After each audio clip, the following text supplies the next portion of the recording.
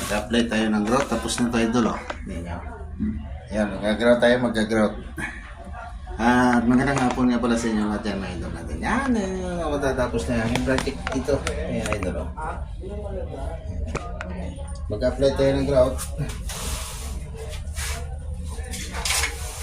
Gamit yung ganito, palita idol. Palita. Yan yata idol.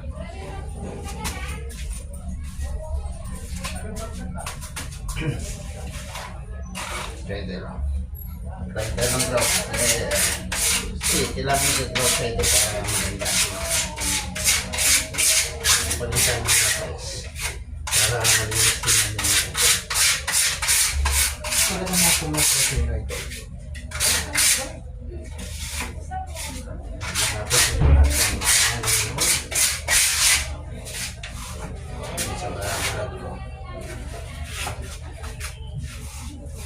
Maraming salamat na pala sa mga support pa dyan.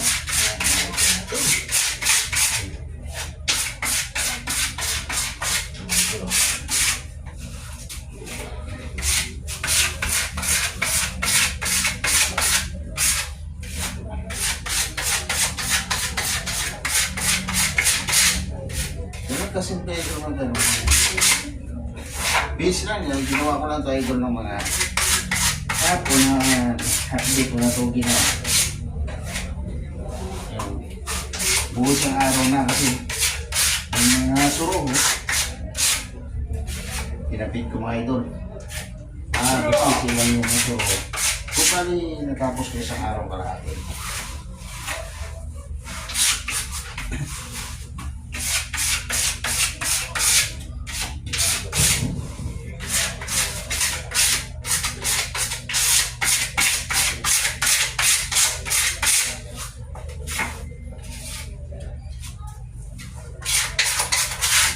Yan na yung mag-apply ng growth.